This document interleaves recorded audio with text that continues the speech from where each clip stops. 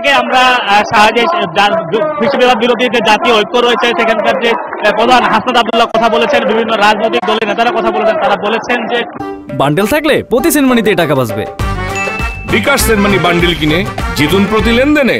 যতক্ষণ পর্যন্ত না আওয়ামী লীগের বিষয়ে সিদ্ধান্ত নেওয়া হচ্ছে ততক্ষণ পর্যন্ত কিন্তু এই গণজমায়েত চলতে থাকবে।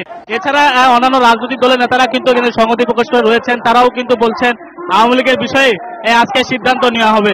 এখানে আজকের এই গণজমায়েত থেকে আমাদেরকে জানানো হয়েছে যে আজকে রাত 8:30টার দিকে হচ্ছে উপদেষ্টা পরিষদের যে বৈঠক রয়েছে সেখান থেকে আওয়ামী লীগের বিষয়ে একটা সিদ্ধান্ত আসতে পারে, সে বিষয়ে তারা কিন্তু আমাদেরকে এখান থেকে জানিয়েছেন। সেই সিদ্ধান্তের পরবর্তীতে কিন্তু এখান থেকে কি সিদ্ধান্ত জানা হয়, নতুন কি কর্মসূচি নেওয়া হয়, সেই সিদ্ধান্তের উপরে নির্ভর করছে বলে এখানে গণজমায়েতের নেতাকর্মীরা আমাদেরকে জানিয়েছেন।